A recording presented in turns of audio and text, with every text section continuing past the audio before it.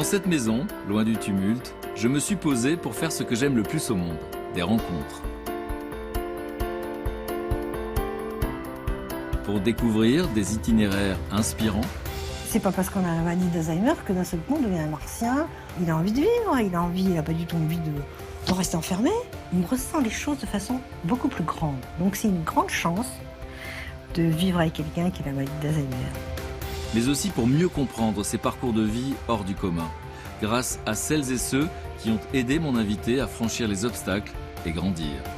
C'est pas souvent qu'on rencontre à la fois un patient et un aidant qui avance dans la maladie avec autant d'intelligence. L'idée, c'est que le plus de gens possible puissent bien vivre cette maladie. Une occasion pour chacun d'entre nous de partager mille et une vies. Mais à cet instant précis, j'ignore encore tout des émotions que je vais vivre ce jour-là. Aujourd'hui, c'est Colette Roumanoff qui va me rejoindre, la mère d'Anne Roumanoff, l'humoriste que tout le monde connaît. Durant 10 années, Colette a fait un stupéfiant corps à corps avec la maladie d'Alzheimer de son mari. Elle a dompté le mal jusqu'à le transformer en allié. Aujourd'hui, elle se bat pour faire changer les regards sur cette maladie. Bonjour Colette. Bonjour Frédéric. Moi, je suis super content de vous rencontrer. Et bien moi aussi. C'est vrai? Oui. Pourquoi? Parce que la maladie d'Alzheimer, c'est voyage en terre inconnue. C'est-à-dire? Eh ben c'est ça, c'est juste ça, c'est la même chose. C'est les découvertes que j'ai faites dans ce voyage en terre inconnue, qui est la maladie d'Alzheimer. Je me sens comme Christophe Colomb quand il a mis l'œuf du bon côté, vous savez. Tout est à l'envers, donc on prend, on met à l'envers, pof, et après ça marche. Votre Voilà. mari a été touché par ça. Oui. Et donc il a vécu 10 ans avec ça, et moi aussi. Aujourd'hui, c'est la journée mondiale Alzheimer. C'est l'occasion partout dans le monde de parler de cette maladie qui touche beaucoup de gens. Oui. C'est presque 50 millions de personnes dans le monde, presque 1 million de personnes dans ce pays. Ça touche toutes les familles, ça Oui. touche ma famille également. Vous avez choisi quelque chose de très particulier, c'est de changer le regard sur cette maladie. Et puis vous parlez de rire aussi. C'est-à-dire qu'avec votre fille, vous avez écrit une pièce de théâtre. qui Avec fait rire. Valérie, voilà, Ouais. qui fait rire sur la maladie Ouais. d'Alzheimer et qui s'appelle la confusionnite. Donc c'est C'est ça. ce que je recommande à tout le monde parce que quelque part, en 1 heure de temps, on comprend plein de trucs. J'ai reçu plusieurs fois Anne Roumanoff. Oui. Je ne pensais pas qu'un jour j'allais rencontrer la maman. Et ben voilà, c'est fait. Et donc je reconnais le sourire. Il paraît. Bon, je vous offre un café? Mais avec plaisir. Il y a un café, un thé, jus de mangue, jus de pomme. Qu'est-ce que je vous offre? De l'eau? De l'eau, c'est possible. De l'eau? Ouais. Attention. Alors, vous auriez pu vivre cette expérience et garder tout ça pour vous. Et vous avez choisi de partager. Alors, c'est un petit peu le docteur Drunat qui va venir tout à l'heure, qui nous a demandé en 2009 si on voulait bien faire tous les deux un témoignage par rapport à la façon dont on gérait cette maladie. Et bon, on a dit oui. Daniel a dit oui, moi aussi. Et donc, il a intitulé lui-même Peut-on vivre heureux avec Alzheimer? Point d'interrogation. Et quand on a commencé à parler, eh ben, c'est incroyable tout ce que les gens étaient intéressés. Donc, on s'est dit, voilà, on a des choses à dire, donc on les dit. Bon. Et puis ça touche tellement de gens que finalement tout le monde traverse des étapes qui se ressemblent.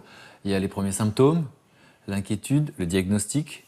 Et puis il y a plusieurs phases dans la maladie. Et il y a surtout plein d'idées fausses qui circulent sur cette maladie. Et notre D'idées fausses. société, elle est très méchante avec Exemple cette d'idées maladie. fausses. Eh bien, on vous dit, le malade, il va fuir, il va être insupportable, il va vous agresser, on vous fait un portrait, ensuite il ne peut plus parler, il ne peut plus marcher, enfin, on vous en fait un portrait monstrueux de cette maladie, monstrueux. Qui n'aide pas du coup à vivre cette situation. Mais qui fait peur à tout le monde. Et quand vous avez peur, vous n'êtes pas du tout intelligent, vous n'êtes pas du tout malin, vous n'êtes pas du tout là. Et moi, au début, j'ai paniqué, hein. Je ne peux pas dire le contraire, j'ai paniqué. Voilà. Et puis après, j'ai fait des découvertes et j'ai dit, ah tiens, ah c'est comme ça, ah c'est comme ça. Mais c'est pas du tout ce qu'on raconte. Est-ce que vous acceptez quand je vous dis que vous êtes quelqu'un d'inspirant? Eh ben, Vous acceptez? si vous voulez, mais c'est pas comme ça que je me vois. Moi, je me vois comme quelqu'un qui dit les choses ne sont pas comme on vous raconte, elles sont comme ça, comme ça, comme ça, comme ça. Voilà. Et je peux tout expliquer dans tous les détails. Okay. Bon, on va découvrir tout ça ensemble. Avant de se rencontrer, je vous ai demandé de m'envoyer des photos que je me suis permis de disposer dans l'atelier.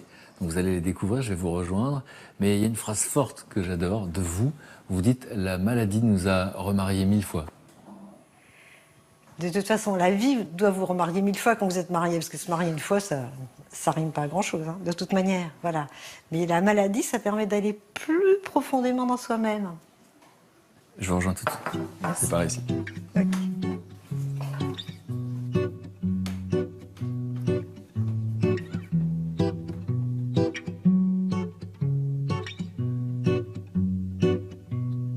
Beautiful tango, take me by the hand.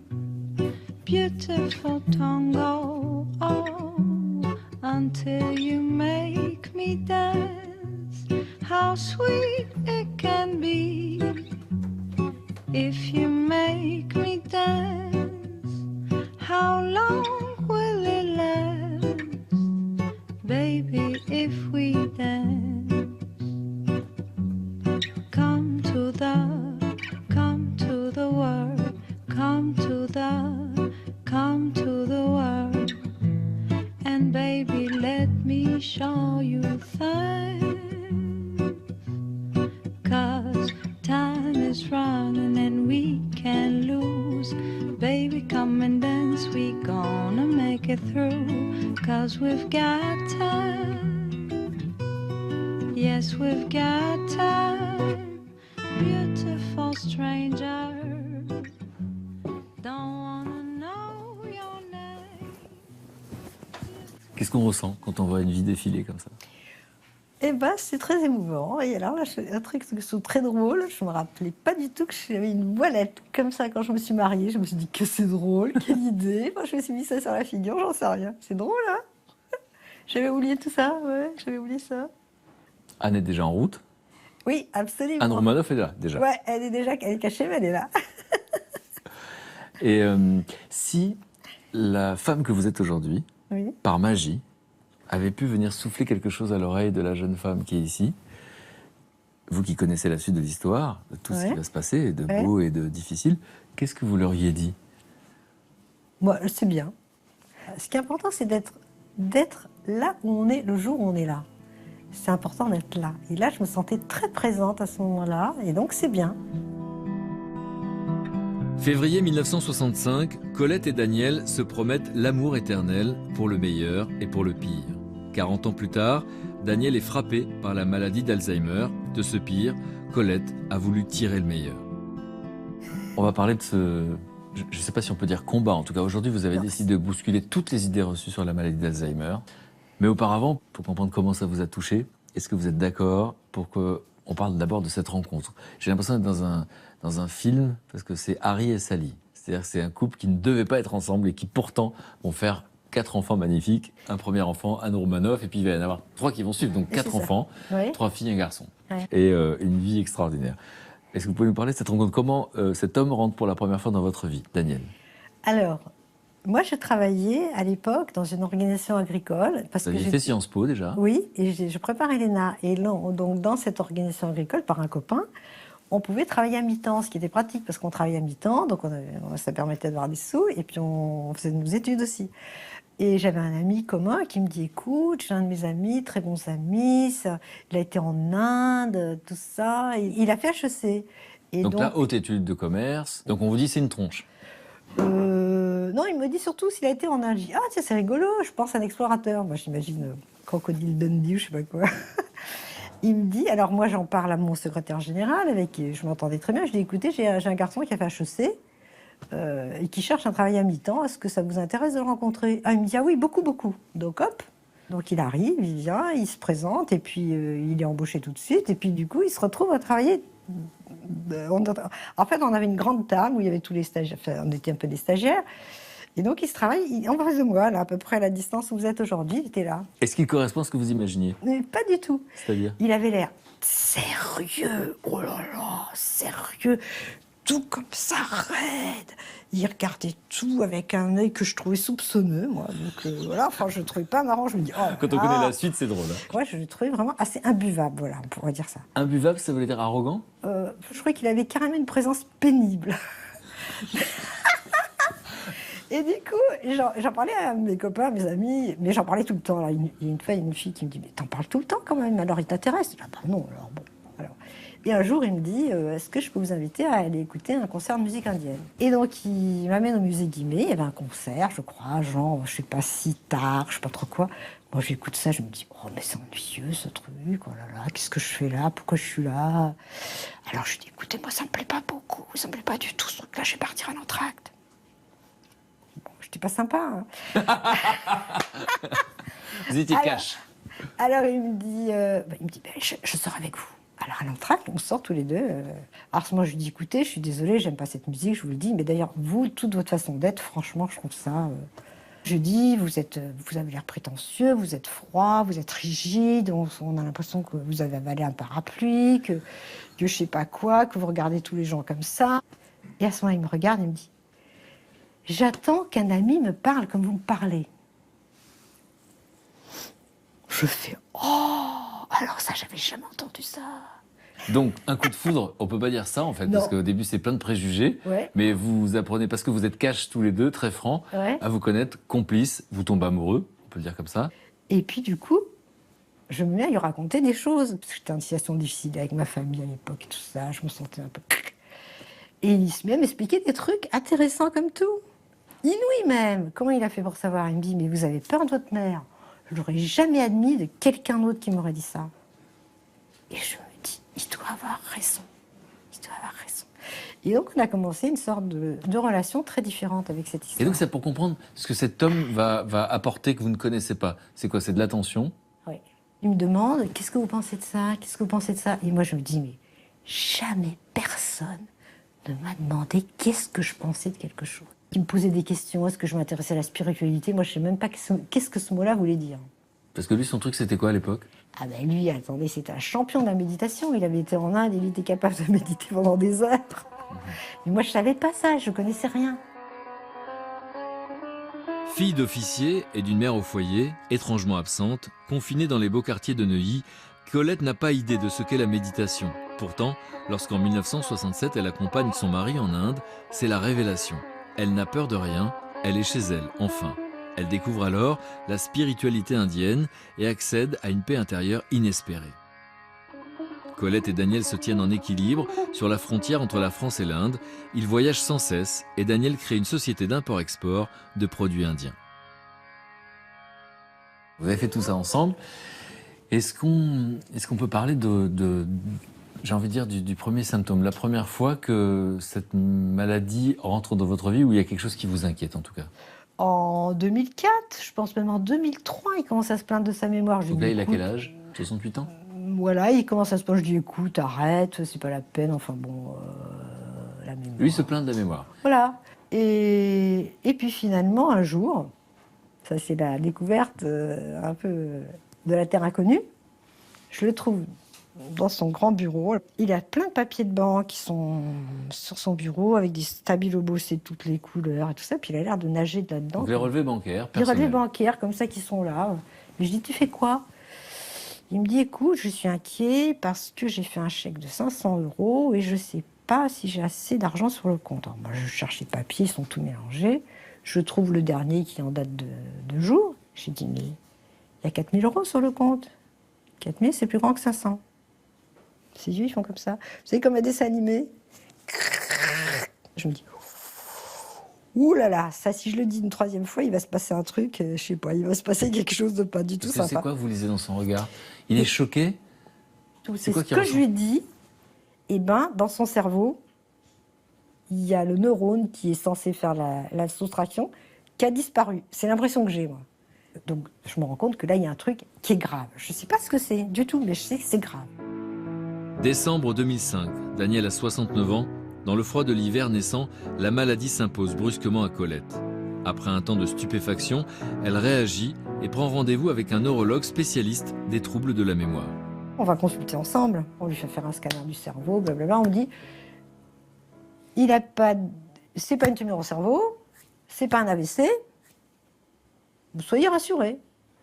C'est probablement, mais le mot n'est pas prononcé, De toute façon, je sais même pas ce que c'était la maladie d'Alzheimer à l'époque, je savais pas du tout. Et vous allez sur Internet vérifier, vous me Je disiez, vais regarder ce qu'il raconte et ce que sur la maladie Oh d'Alzheimer. là là, faut pas y aller, ça raconte des horreurs, mais vraiment, on vous explique. L'aphasie, on peut pas parler, on peut pas avaler, on peut pas machin. Mais c'est le stade final de la maladie. Et quand vous lisez ça, qu'est-ce que vous ressentez? Pourquoi j'ai aujourd'hui vous luttez contre Je ça? sais pas quoi faire, je suis embêtée, je suis désespérée. Je me dis, bon, bah attends, je sais pas quoi faire là, mais bon. Maintenant, je regarde qu'est-ce qui se passe. J'observe quand il y a un truc qui est un peu bizarre. Par Et exemple. il y a des trucs bizarres. Par exemple, on finit le petit déjeuner, il prend le grille-pain, et puis je vois qu'il va ouvrir la porte du frigidaire, mettre le grille-pain dedans. Et à ce moment-là, je me dis, oh, mon frigidaire est dans un placard qui est blanc, et d'habitude, le grille-pain, on le met juste là dans un placard à côté. Je me dis donc qu'il confond des choses semblables. Et ça, c'est vraiment ma première découverte. C'est ça la maladie, c'est-à-dire que c'est les repères qui s'en vont de façon régulière mais constante. Donc là, c'était une porte de placard, une porte de placard.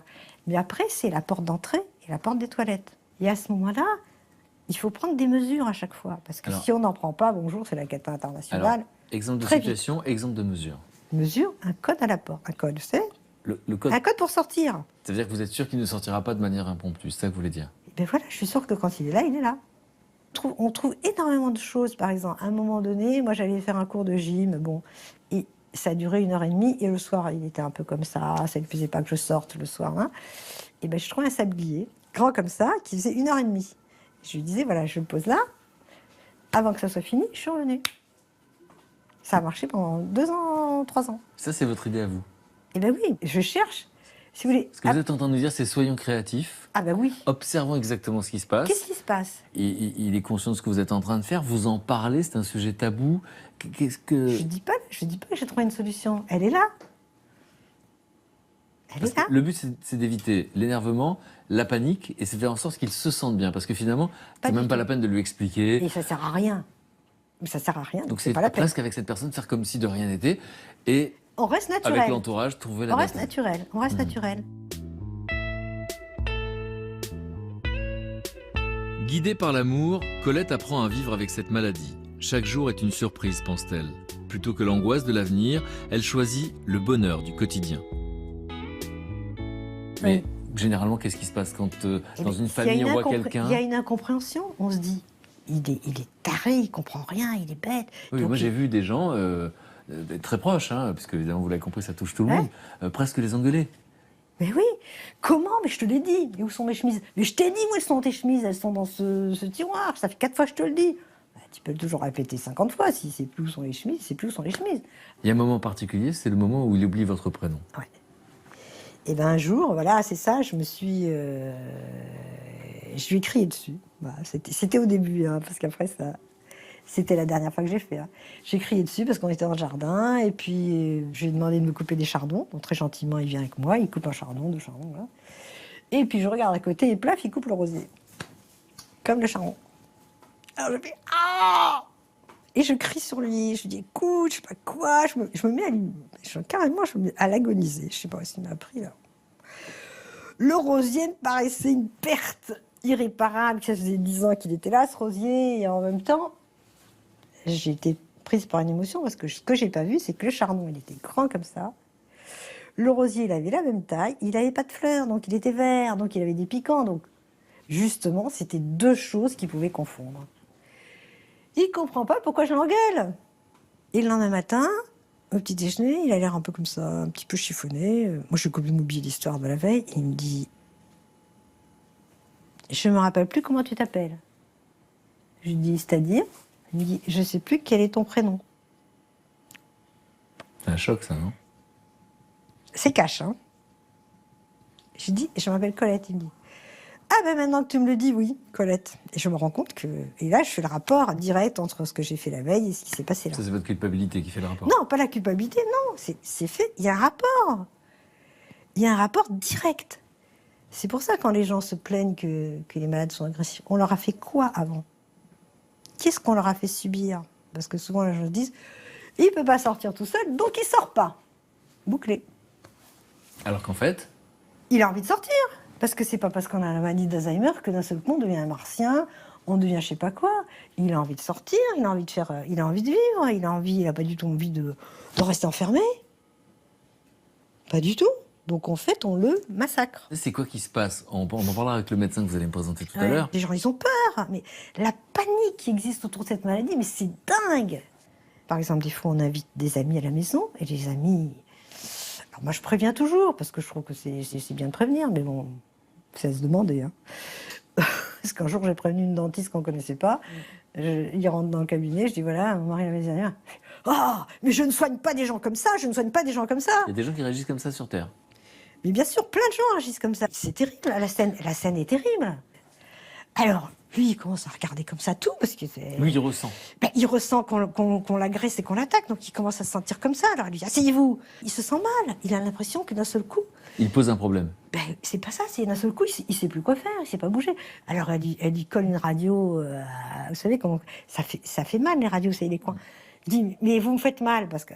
Alors elle dit, ah, mais ça c'est pas possible, la radio est gâchée. Mais se mettre à engueuler les gens, d'abord, ils sont pas responsables. Les gens se sentent mal, ils ont peur, ils se rétractent, ils vivent dans la honte, dans l'ennui. Mais c'est que la personne devient de plus en plus instinctive. C'est ça que vous voulez dire? Elle ressent les choses de façon beaucoup plus grande. Donc c'est une grande chance de vivre avec quelqu'un qui a la maladie d'Alzheimer. Parce que... Cette phrase. Rien pour cette phrase, Colette, c'est incroyable. Mais oui, c'est une grande chance. Parce que tout de suite, vous voyez, tout de suite, en multiplié. Par exemple. Des fois, j'étais inquiète, moi. Alors il me disait, mais t'as l'air triste, qu'est-ce que t'as? Il ressent. Je lui dis, mais non, je suis pas triste. Alors je mens en plus, n'importe quoi. Donc on se rend compte à ce moment-là à quel point tout ce qu'on dit, tout ce qu'on fait, tout ce qu'on pense, tout ce qu'on regarde est important. Donc finalement, le travail de pédagogie que vous faites, c'est observer, trouver des solutions du quotidien. Et surtout- N'essayez pas d'expliquer. Ah non. Et moins vous paniquerez, plus vous vous sentirez Et bien, alors, il y a plus la personne se toutes sentira sortes bien. de gens dans le milieu médical qui vous racontent des bêtises. Tant que le malade ne sera pas conscient de sa maladie, tant qu'il sera dans le déni, lui, on peut rien faire. Et bien ça, c'est vraiment... Il y a beaucoup de bêtises qui sont racontées, mais celle-là, elle est énorme. Elle est Parce que énorme. vous pensez quoi? Parce que le malade, il s'en fiche qu'il a la maladie d'Alzheimer. Il le sait et il ne le sait pas. Mais ça ne sert à rien de lui dire. Vous allez faire de la peine pour rien. Il sait bien que c'est pas sympa, cette maladie. Hein, on ne dit pas que c'est une affaire. Donc on privilégie le quotidien et la joie. C'est ça que je comprends. La bonne humeur. Et- Donc, du coup, la bonne humeur est devenue obligatoire. Donc, moi-même, qui n'étais pas tout le temps de bonne humeur, Parce que je sens que vous avez un caractère pop-up. je suis tout le temps de bonne humeur. Voilà. Cette philosophie de vie, Colette s'y accroche chaque jour, même lorsqu'en 2007, la maladie gagne encore du terrain. Pendant 10 ans, vous allez donc être à côté de quelqu'un qui va être touché par cette maladie. Ça va évoluer, vous le dites. Oui, c'est Au début, il y évolué. a des confusions, elles sont de plus en plus Voilà. difficiles à comprendre. Voilà. Non, Et mais donc, elles la sont de plus en plus loin, parce qu'après, il y a un moment donné où le langage n'a pas de signification. Un jour, je lui dis, je sais pas quoi, est-ce que tu peux aller me chercher une pomme dans la cuisine? Alors, j'entends, il fourrage partout, puis bon, il revient avec une chaise. C'est ça que tu veux, Colette? Ça vous fait rire aujourd'hui? Eh Vous ben riez oui, sur le ça moment. Quand il vient avec la chaise, vous réagissez comment? Et bien, ça me fait rire, et je me dis, là, je vois bien que le mot pomme, pour lui, ne veut plus rien dire. Donc, je vais pas lui demander des trucs qu'il peut pas faire. Si je lui demande des trucs qu'il peut pas faire, attends, c'est déprimant. Ce qui est important, c'est que la maladie n'évolue pas de la même manière pour tout le monde. Oui. Donc finalement, c'est aux personnes proches d'observer Oui. et de s'adapter Oui. avec toujours bienveillance. Mais c'est ça sûr que s'il n'y a pas de bienveillance et si on engueule, la personne ne fait pas esprit de se mélanger. Elle se mélange les pinceaux, comme on dit. Enfin, voilà. Et alors, ça demande beaucoup d'attention, quelqu'un qui est touché par cette maladie. Et comment vous Mais faites? ça Vous dépend. déléguez de temps en temps? Oui, ça, c'est à partir du moment où on a fait une expérience atroce avec un hôpital qui... Alors ça, c'est... Il ne faut pas aller à l'hôpital quand on a la maladie d'Alzheimer. Hein. Il faut essayer vraiment de ne pas y aller. Hein. Voilà, vraiment, voilà. Ça, parce que c'est hyper toxique. Voilà. En plus, il file des calmants à des gens qui n'en ont pas besoin. Donc, enfin, c'est une horreur. Voilà. Bon. Donc, il a perdu son autonomie, en fait, en 48 heures. Donc, à ce moment-là, il ne pouvait plus sortir tout seul. Et lui, il adore sortir. Il était capable de marcher 4 heures par jour. Moi, je ne suis pas capable de marcher 4 heures par jour. Et puis, donc, oui, bien sûr, je me suis fait aider, bien sûr. Donc vous faites quoi comme choix? Alors, un jour, on a trouvé une étudiante qui cherchait du babysitting, je sais pas trop quoi. Je dis, bah, après tout, le babysitting. Et c'était génial. C'est-à-dire? Et bah, c'est-à-dire que d'un seul coup, il y a eu un rapport entre eux qui était extraordinaire. La jeune fille, trop ravie de rencontrer cet homme âgé qui racontait plein d'histoires et tout ça. Et lui, trop content de se balader avec une jeune fille. Génial, quoi. J'imagine les commerçants du quartier. Et ben ils disent, je sais pas ce qu'il fait votre mari comme métier, mais il est toujours accompagné de personnes absolument charmantes. Donc c'était, voilà, je vois rire. On parle d'une maladie grave qui fait peur et je m'attendais à quelque chose de triste, Mais la maladie non, d'Alzheimer. mais non. Et vous, ça vous fait marrer parce que ce sont des situations. Mais il y a plein de choses drôles. En plus, à malade d'Alzheimer, il va faire tout ce qu'un clown sait faire. Il va le faire. C'est-à-dire, Et ben, par exemple, on va chez un ostéopathe une fois, et puis bon, je fais pas attention. Il avait enlevé ses chaussettes et ses chaussures, et ben, il met ses chaussures et les chaussettes par-dessus, par exemple. C'est hyper drôle quand même. Enfin, moi, ça me fait rigoler.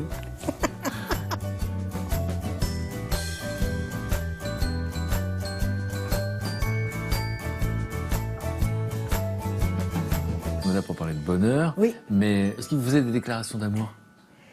Ah ben évidemment, évidemment, parce que lui, il est enthousiasmé par les gens. Il voit bien qu'il y a des trucs qu'il ne sait pas faire. Et quelqu'un qui sait le faire, il trouve tous les gens formidables. Donc tous les gens qui étaient autour de lui, ils trouvaient que c'était... Même un jour, il m'a crié, mais tu es géniale, Colette. Génial, pourquoi juste? Parce que je rentre chez moi avec lui. Il trouve que c'est un truc très difficile de retrouver la porte de la maison. Donc je l'ai trouvé. Bravo, bravo, Colette. Non, c'est ça. Vous arrivez à vous mettre à sa place, en fait, à chaque fois, tout le temps. Il faut observer. Voilà, c'est ça qui est très important. Observer. Et à ce moment-là, qu'est-ce qu'elle a envie de faire, cette personne? C'est simple. Un jour, il y a un de ses amis, ses vieux amis de lycée, hein, qui se dit, je vais l'amener dans tous les endroits où on a été quand on avait 18 ans ou 20 ans, pour lui réveiller sa mémoire. Enfin, ça, c'est vraiment un truc à jamais faire. Vraiment. Elle n'a pas besoin d'être réveillée, la mémoire, elle dort, on lui faut la paix. Et donc, il l'amène. Tu te rappelles là, on était ici. Tu te rappelles. Et donc, c'est comme si il agressait son cerveau à chaque question. Et alors, la défense, elle est extraordinaire. D'un seul coup, il ne le reconnaît plus. Il ne reconnaît plus la personne qui est en train de le faire Essayez de lui souffrir. rappeler l'histoire. Il ne le reconnaît plus.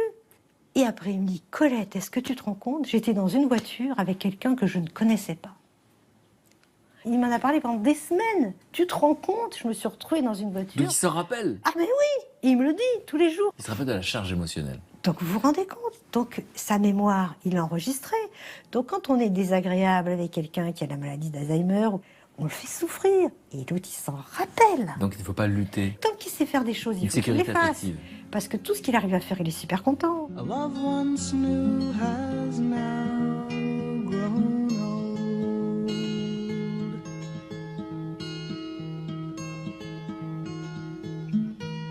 Donc par exemple, quand il s'est mis à faire de la boxe, qu'est-ce qu'il était content?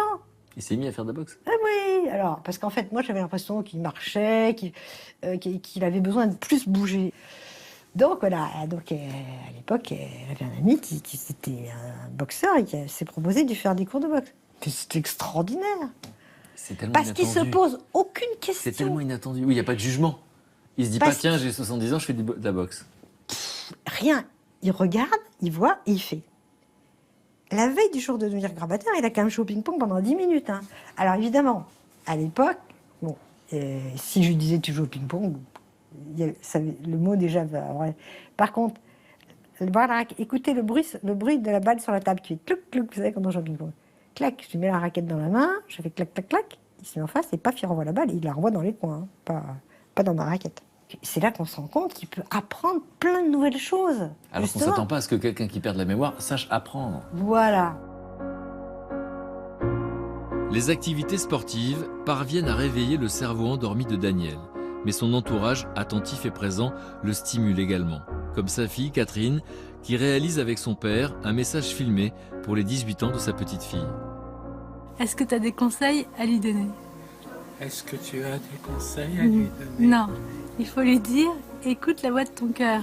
Écoute la voix de ton cœur, Pourquoi? parce qu'il ne te trompera pas. Très bien. Regarde-moi avec tes yeux. Avec tes yeux. Bon anniversaire, Alice. Bon anniversaire, Anne. Pourquoi tu fais des grimaces? C'est pour donner plus de consistance. Mais non. Il y a une phase, à un moment donné, où c'est plus rigolo du tout. Non, Ça parce se que passe dans les justement, les familles. gens, ils n'arrêtaient pas de me dire « Ah, vous verrez, il vous reconnaîtra pas. Ah, il vous reconnaîtra pas. Ah, vous allez... » Alors ça, ils le disent tous, hein, les médecins, les trucs. C'est pas vrai. C'est pas vrai. C'est pas parce qu'il peut pas vous nommer, parce que ça, c'est pas pareil, les mots sont pas là, qu'il vous reconnaît pas. Il vous reconnaît pas si vous arrivez dans une émotion qu'il ne reconnaît pas parce que ce n'est pas la vôtre d'habitude. Hein, voyez, là, il ne va pas reconnaître parce que ce que vous émettez, eh bien ça, si c'est vous, il le reconnaît. Et donc la reconnaissance était jusqu'à la fin. Tu me reconnais? Je te reconnais, oui. Ah, et peut-être son chapeau, tu me reconnais mieux. Oui, Oui. plus sympathique que l'autre. Qu'est-ce qu'il va vous dire d'important avant sa disparition? Et bien il dit, j'ai eu une très belle vie, je suis très heureux.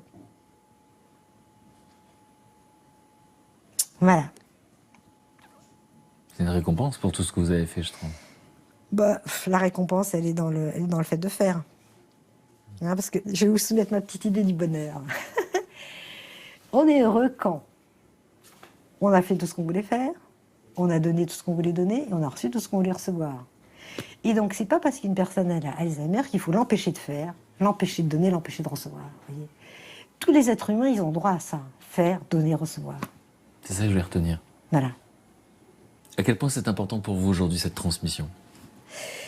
Eh bien, écoutez, parce que moi, je considère que j'en ai bavé quand même pendant 1 an et demi, 2 ans, parce que je savais, on marche sur des œufs, on ne sait pas où c'est que ça se passe, on comprend. En fait, personne nous explique. Or, moi, je peux maintenant expliquer cette maladie de façon en une phrase. C'est une lente déconstruction dans le cerveau de tous les repères qui ont été acquis pendant l'éducation et dans la vie active. Ils se déconstruisent tous. Donc, quand on est en face d'un malade d'Alzheimer, on peut presque dire il a un cerveau de 12 ans, un cerveau de 4 ans, un cerveau de 2 ans, un cerveau de nourrisson. À la fin, c'est un cerveau de nourrisson. Donc, qu'est-ce qu'il faut faire? Lui donner des doudous pour qu'il puisse jouer. Vous voyez? C'est important de vraiment de savoir à qui vous avez affaire. Voilà. C'est tout simple. Seulement si on va chercher midi à 14h, qu'on se pense à des trucs. Ah, il faut lui réveiller sa mémoire. Attendez. Là, je vais rencontrer... Donc, je connais Anne Romanoff, votre fille. Je vais rencontrer les 2 autres. Oui. Je me demande vraiment, je suis très impatient de les rencontrer. Parce que quand vous me parlez, j'ai l'impression de voir Anne. Hein. Il y a un mimétisme familial extraordinaire. Je ne sais pas si ça lui ferait plaisir. Écoutez, je ne peux pas dire autre chose. Je ne sais pas comment ça s'est passé, mais même le doigt, comme ça, extraordinaire. Ah bon? Ah ben oui, le tic, là. Ah, ça, c'est... Je ne suis pas imitateur, mais enfin, je vous jure. A dit ah bon, en plus. Merci, Colette. Merci beaucoup. Merci. On va les recevoir? Ok.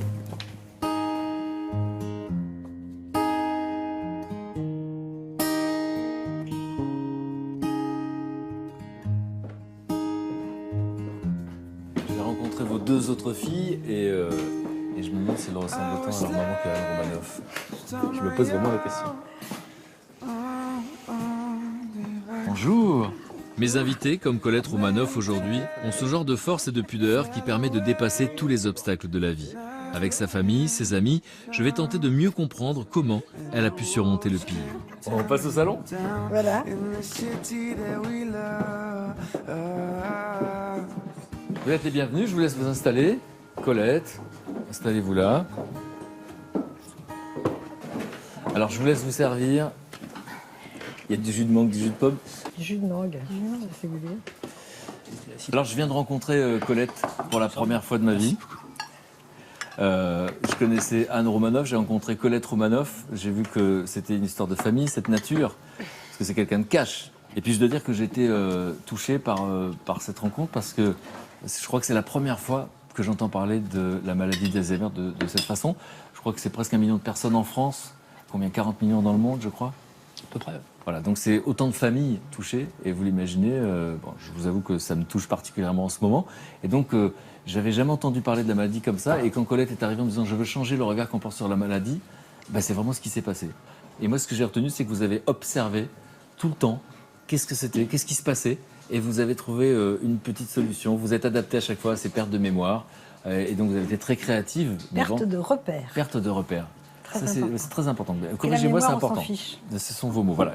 Et puis, ce livre qui sort en poche et que vous avez préfacé après la disparition de Daniel, Le bonheur plus fort que l'oubli, comment bien vivre avec Alzheimer, Colette Romanoff. Et donc ça, c'est juste un ouvrage extraordinaire, extraordinaire. Et je sais que vous y êtes pour beaucoup parce que vous vous êtes dit, tiens, ce couple-là a quelque chose à transmettre. Mais auparavant, Colette, dites-moi, qui est qui? Voilà Valérie. Votre fille. Voilà, donc qui est la fille cadette, la plus jeune de tout le monde, mais bon voilà. Alors, elle est comédienne et elle est hypnothérapeute, hyper confirmée parce qu'elle forme des hypnothérapeutes. Donc le docteur Druna que nous avons trouvé avec Daniel en 2006, je crois, voilà, et qui en 2009 nous a demandé de faire un témoignage devant des soignants et des aidants. Parce que vous êtes donc responsable d'un service de psychogériatrie. Oui. Et donc, ça veut dire quoi, psychogériatrie? C'est-à-dire que je suis gériatre de formation et on reçoit des patients qui ont des problèmes psychiatriques, notamment des maladies d'Alzheimer. Et je suis très touché de votre invitation. Voilà. Et on continue la présentation? Alors, Catherine Romanoff, donc, la maman de Grégoire, qui participe aussi à la vie de la compagnie en sens qu'elle a créé tous les costumes de la compagnie depuis. Votre compagnie de théâtre. Et elle a fait beaucoup rire Daniel, voilà. Et voilà Grégoire.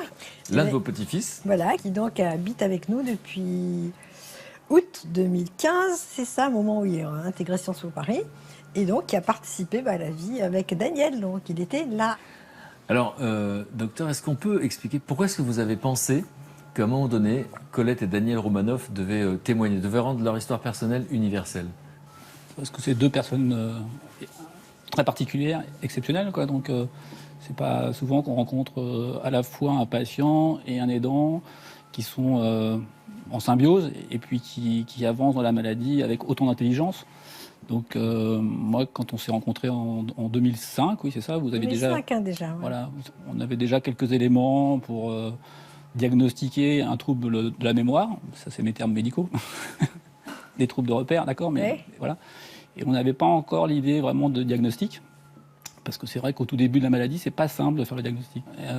Et qu'en fait, Daniel avait une intelligence incroyable pour s'adapter et au bout du compte, fonctionner au quotidien. Lui, il percevait quand même certains problèmes de mémoire, il le disait. Il le formulait, parce que j'ai posé beaucoup la question de la conscience de la maladie. Et Colette m'a dit en permanence, mais on s'en fout. On s'en fout. On vit au quotidien. Oui, mais sauf que je me souviens très bien qu'il percevait des dysfonctionnements sans se dire qu'il était malade et qu'il était perturbé par ces dysfonctionnements. Mais alors après, ce qui est impressionnant chez Daniel, c'était la capacité d'analyse de son propre trouble et la confiance qu'il se faisait en lui, en son propre corps. Je me souviens aussi, pas tout début, mais un petit peu après, les fois où il s'est perdu en faisant des courses ou Oui. en faisant des promenades, et comment il expliquait qu'en se recentrant sur lui-même, il pouvait se repérer à nouveau dans la rue. La plupart des patients sont paniqués. La plupart des gens, en fait, sont submergés par l'émotion et du coup ne retrouvent pas leur chemin. Ça se passe pas bien, quoi. Et lui, pas du tout. Oui. Je fais Et c'est confiance. quelqu'un qui avait fait de la méditation avant que ça soit à la mode. Oui. C'est-à-dire qu'il y avait cette conscience du présent et conscience de ses ressources, j'imagine, non? Il avait une culture par rapport à ça, et puis il avait une philosophie de vie aussi, de dire qu'en fait les épreuves c'était toujours enrichissant, et donc il avait cette curiosité qui faisait qu'il dépassait le problème et il s'adaptait.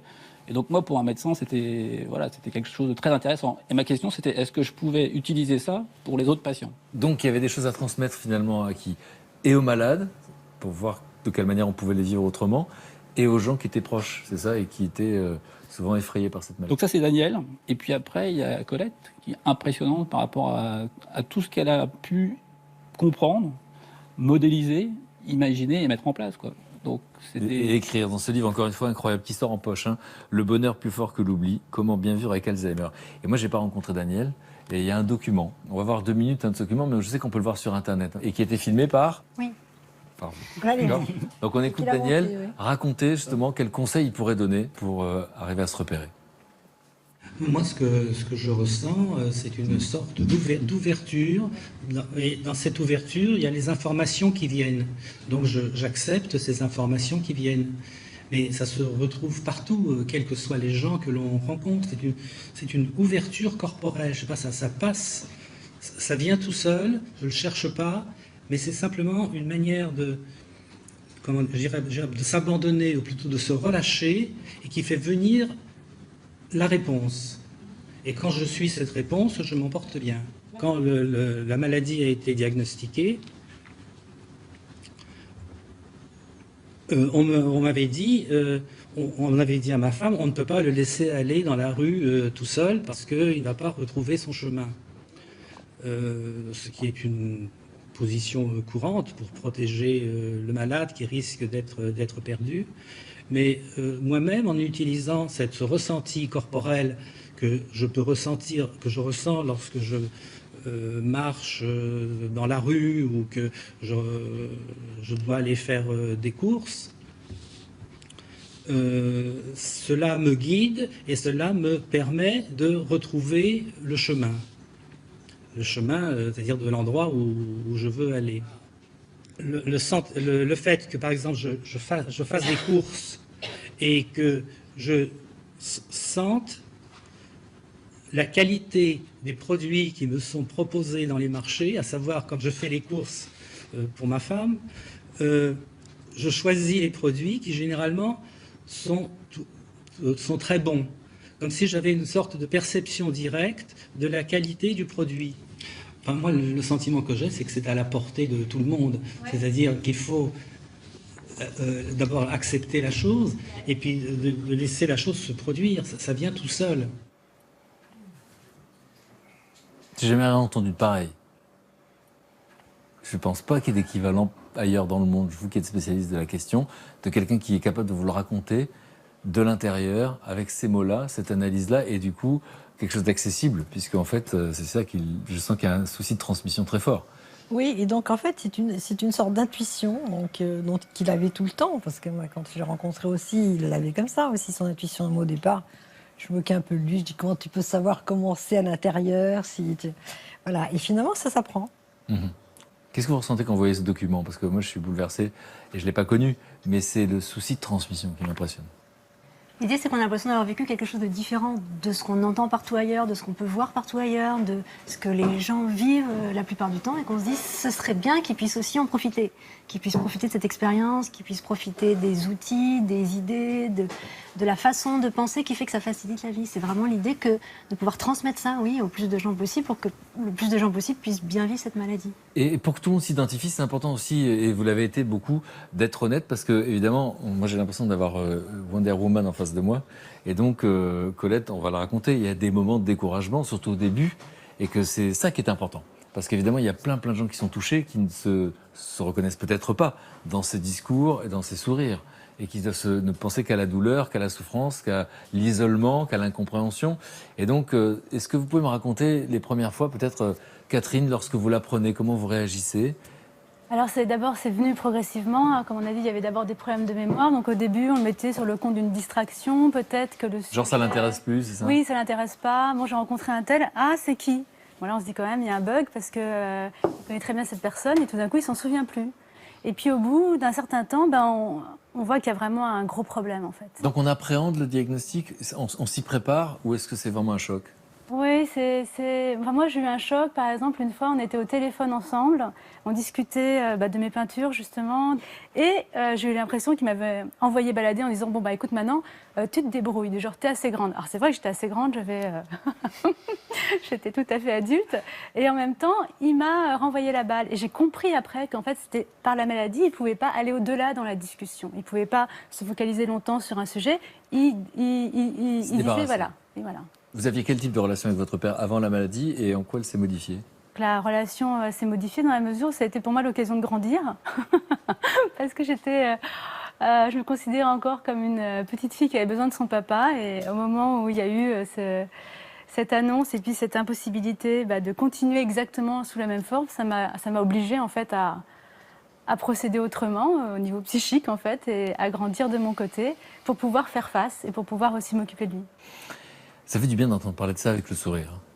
Parce que c'est vrai que quand c'est tellement terrible à vivre, cette maladie, encore une fois, elle touche tellement de gens, que du coup, je crois que ça commence par ça. Avant les mots que vous employez, il y a déjà ce que vous dégagez.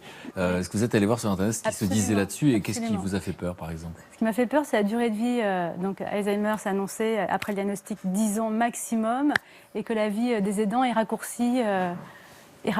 La vie des aidants est raccourcie? Oui, parce qu'ils sont épuisés, ils meurent d'épuisement. Et on m'a dit oui, les aidants meurent d'épuisement avant les malades, en fait, bien souvent. Donc moi, c'est ce que j'ai... C'est ce qu'on lit sur Internet? C'est ce que j'ai lu, c'est ce que j'ai entendu. Et je pose la question au médecin. C'est éprouvant pour les aidants. Et on a des études qui montrent bien qu'ils peuvent s'épuiser. Valérie, vous vous rappelez, vous, de la première fois? Vous l'apprenez? Comment vous réagissez? Non, moi je ne me rappelle pas du début, mais par contre, ce que vous disiez, c'est important, c'est-à-dire qu'à l'annonce de ce diagnostic, on sait déjà que c'est terrible.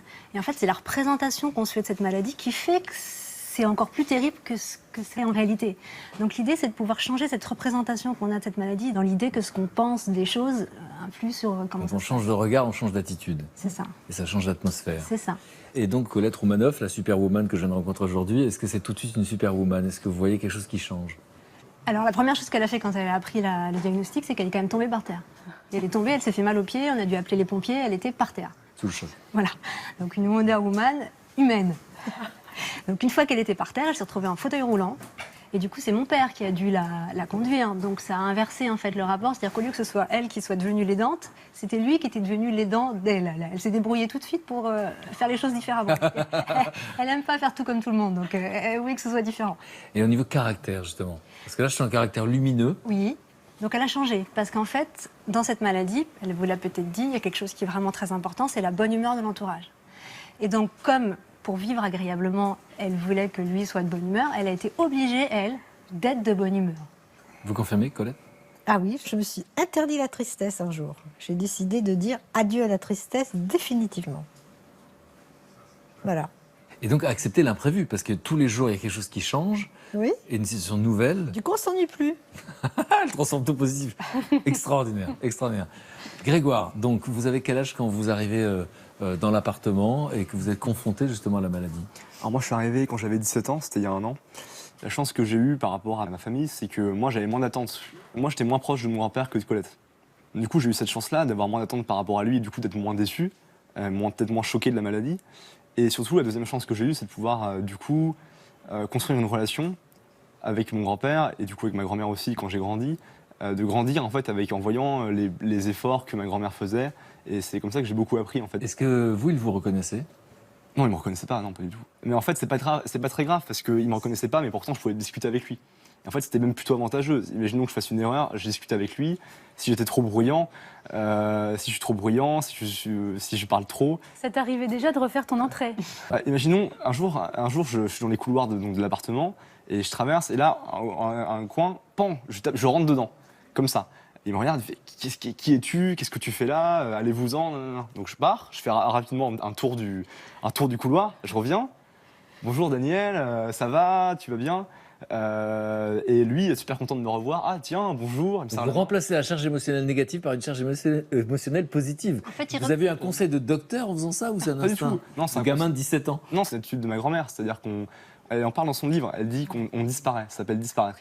Ce qui est bien, c'est quand on fait une erreur, on peut se faire oublier. Ça prend pas longtemps, ça prend 2 minutes, et revenir dans le champ de vision et commencer une nouvelle interaction en fait. Alors, la question finalement de la recherche médicale, parce qu'aujourd'hui c'est la journée mondiale Alzheimer, et donc il y a des fondations partout dans le monde qui recherchent de l'argent pour essayer de trouver des solutions. On en est où de la recherche aujourd'hui? On a fait beaucoup de progrès quand même.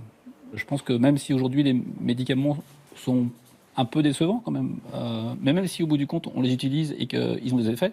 Et c'est important que Colette le dise, parce qu'elle est Oui. tellement cash, ils Oui, ont oui. été utiles les médicaments. Oui, ils ont été utiles, bien sûr, ils ont été utiles, parce que tout au début, Daniel se perdait dans la rue, juste en sortant de la maison, et après les médicaments, il pouvait aller plus loin. Donc il se repère avec ces systèmes, et ça l'a aidé. Mais vous êtes Pendant par des contre- années. Mais vous êtes contre du coup les somnifères? Ah bah oui, les tranquillisants, tout ce qui est... Parce que quelqu'un qui a un mal d'Alzheimer, c'est comme s'il avait pris 3 somnifères, donc en fait, c'est un peu ça, quoi. Ça en Donc il a rajoute, besoin de prendre du café, pas Parce des qu'en fait, calmants. il y a la maladie en elle-même. Donc ça, je pense qu'il faut vraiment combattre cette maladie, comprendre leurs mécanismes, avoir des médicaments contre la maladie. Et puis, il y a tout à côté. Il y a toute l'angoisse, il y a toute l'anxiété, tout le stress, toute la dépression, tout ce qui peut aussi être lié à des délires ou des hallucinations qui nécessitent d'autres médicaments, mais de façon raisonnée. C'est vrai qu'on a tendance, pour que ça soit plus calme, à mettre beaucoup de médicaments. Mais si on réfléchit bien à l'origine des troubles du comportement, ils ne sont pas uniquement liés à la maladie d'Alzheimer. Ils sont liés aussi à du psychologique, du somatique, de l'environnement. Et c'est comme ça qu'on arrive probablement à traiter L'environnement, c'est correctement. ça, c'est l'environnement émotionnel, l'environnement affectif, c'est de ça qu'on parle depuis qu'on s'est rencontrés. Tout à fait. Et Catherine, vous avez remarqué, je ne vous ai pas parlé de ressemblance physique avec Anne Romanoff, hein, vous avez vu, je vous ai échappé, je vous ai épargné jusqu'à Vous vous maintenant. rattrapez là. Donc, Catherine Romanoff-Lefebvre, journal d'une hypnothérapeute, parce qu'effectivement, on parlait beaucoup des ressources. Et c'est quoi votre conviction, en fait? Votre conviction, c'est qu'il y a beaucoup de ressources en nous et qu'on passe à côté? Oui, en fait, oui, absolument. On a toutes les ressources pour faire face à toutes les situations. Il faut simplement les connecter et aller les chercher. Mais il y a beaucoup de gens qui essayent l'hypnose pour arrêter de fumer, etc. Qui disent, j'avais l'impression que je n'étais pas hypnotisé, parce qu'on a conscience de ce qui se passe. Donc c'est quoi l'idée reçue, là? Il y a une idée reçue, il y a beaucoup d'idées reçues sur l'hypnose. En fait, on entend toujours la voix de l'hypnothérapeute, ou pas d'ailleurs. Et en On n'est même pas dans temps, un état modifié de conscience. c'est-à-dire qu'on est à la fois là et à la fois ailleurs. Nous avons aussi ici une hypnothérapeute, puisqu'on est deux maintenant. D'accord, vous l'avez suivi? En fait, on est... Non, c'est le contraire. Ah bon, ah bon? On est en permanence en état d'hypnose dans la journée. C'est un état naturel, en fait. Donc, quand les gens disent « j'ai l'impression de ne pas avoir été hypnotisé », c'est parce qu'ils pensent qu'ils vont se retrouver dans un espèce de coma Oui, terrible. je ne suis pas conscient de ce qui m'arrive. Non, Et ils ont j'oublie. l'impression qu'ils vont décoller du sol et qu'ils vont se mettre à voler. Pas du tout. C'est un état naturel. C'est l'état dans lequel on est quand on conduit, par exemple, et qu'on ne voit pas la route et qu'on ne voit pas le temps passer. C'est un état On fait les choses machinalement. C'est quelque chose de très naturel. Donc, en effet, on peut avoir l'impression de ne pas avoir été hypnotisé, mais ça n'empêche pas que ça nous permet justement de connecter ces fameuses ressources dont Catherine parlait, qui peuvent permettre à chacun de trouver des solutions à toutes sortes de situations qui peuvent se rencontrer, et notamment d'avoir un proche atteint de cette maladie. Qu'est-ce que vous voudriez que je retienne? Cette idée de pouvoir s'adapter, et surtout par rapport à cette maladie, ce qui serait important, c'est de pas en voir que les aspects négatifs. Il y a beaucoup de choses qui se créent avec cette maladie et beaucoup d'interactions qui sont possibles avec un malade d'Alzheimer, contrairement à ce qu'on peut penser. Voilà, si on s'embarrasse trop de petites choses qui nous font stresser, qui nous rendent anxieux, on se pourrit la vie, et on pourrit la vie du patient. Et en fait, nous, ce qu'on cherche, c'est créer une dynamique inverse, et je pense que c'est ça qu'il faut retenir du livre de ma grand-mère. C'est beau cette phrase, du livre de ma grand-mère. J'adore cette phrase. Et la grand-mère, elle est fière quand vous parlez, hein. Vous le sentez ou pas? Un jour, tu m'as raconté que tu étais au petit déjeuner avec Daniel et qu'il t'a dit « mais vous avez la tête de quelqu'un qui ne travaille pas ». Non, en fait, il perd ses repères, mais il a quand même... bon, c'est après, c'est peut-être spécifique à mon grand-père, mais il avait quand même il avait une pertinence. Et en fait, un jour, je travaillais pas beaucoup à l'école, et je me suis assis face à lui au petit déjeuner, et il me dit « T'as pas la tête de quelqu'un qui travaille beaucoup ?» Comme ça. J'ai dit « Ok ». Et c'est pour ça que maintenant vous êtes à Sciences Po. Ouais, c'est vrai que parfois, voilà, il avait cette pertinence-là, et il était capable de sortir des choses comme ça. Qu'est-ce que vous aimeriez qu'on retienne, Colette, de tout ça? Parce que là, j'ai entendu un discours formidable, là, je vois une famille formidable, un médecin formidable, sur un sujet qui me faisait peur hein, quand on l'a abordé, puisque ça me touche, et je pense à mon tonton Jean-Jean en ce moment, parce qu'il est dans la période la pire. Et donc, je pense à mon cousin Jean-Philippe, qui est à ses côtés tous les jours. Je pense à ma tata Claudine. Je pense à toute cette famille qui est autour et qui a fait et qui est en train de faire ce que vous avez tous essayé de faire au quotidien. Et je pense à eux parce que je pense que tout ce que vous dites, c'est très puissant. Ça a une portée extraordinaire parce que je comprends que finalement, vous essayez de nous faire nous débarrasser de nos peurs. Et en fait, en se débarrassant de ces peurs et de cette anxiété, c'est le meilleur moyen d'aider ceux qui sont C'est le atteints par début, ça. c'est vraiment le B à bas. C'est-à-dire qu'il faut commencer par là. En fait, il faut être très intelligent et très subtil dans la vie, en général. Et dans cette situation particulièrement. Donc il faut vraiment être attentif. Voilà. Comme dirait Grégoire, c'est dans le livre de ma grand-mère. Il y a tout dans le livre. Merci d'être venu. Je sais que vous êtes attendu, vous avez des obligations professionnelles. Et donc, on ne va pas vous faire envie, mais il y a mes amis à moi qui sont en train de préparer à déjeuner. Parce que vous m'avez présenté, Colette, des gens importants pour vous. Et je vais vous présenter à mon tour des gens qui sont importants pour moi, qui sont très connectés à la société et qui sont tristes et en colère quand ils voient des inégalités, des injustices. Mais alors, eux, ils me mettent de bonne humeur parce qu'ils s'intéressent aux solutions qui marchent. Et vous allez me dire si vous comprenez pourquoi je les adore. Ça vous va ? Je vais voir comment ça se passe en cuisine. Je vous laisse entre vous, on se retrouve dans quelques instants. Ok ? À tout de suite. Qu'est-ce que je dois faire? Toi, alors je veux bien que tu me mettes des petits pralins sur les petits tiramisu. Hey frère! Oui! Vous avez l'air de vous régaler. On essaye! On est... Moi je fais des tagliata là! Des belles... tu fais des tagliatas. Qu'est-ce qu'on mange?